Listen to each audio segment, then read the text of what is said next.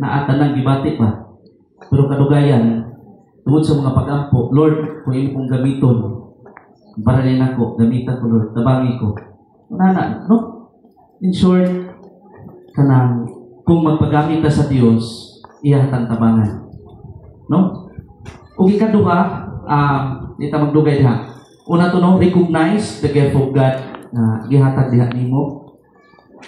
Ikaduha is kung na-recognize na nimo nga naa din nimo. Ikaduha is rekindle. Fan into flame and use your gift. No? Kung mingon taong rekindle, kanapang murag atong sama na? Kanapang murag na paong na siya, atong relight, atong duslitan pagbalik. Kunya, pag siga na hinay-hinay, mura ba siya o haling ka ba? Na paong, yung mga duslitan hinay. Kunya, fan into flame.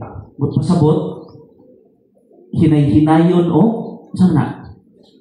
Padako ang kayo. Ayaw din suah.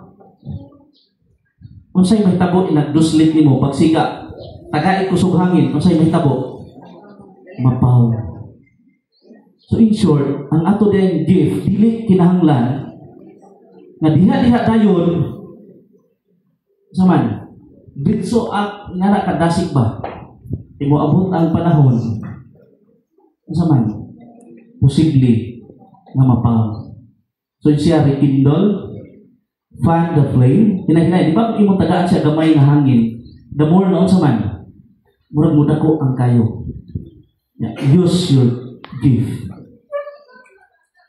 Ang matag ko sa kanato, no, muna kong kuhan, na dunay mga hiyas o gasa na gihatag sa Diyos. Ato ni siya, kung wala pa nagamit, singon, atong gamiton.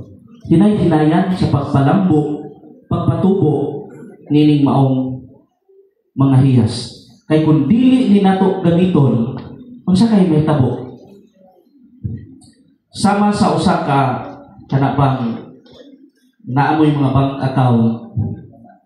Kung magpabili ni siya sa minimum, ano bitaw wala gyud ning tubo ba?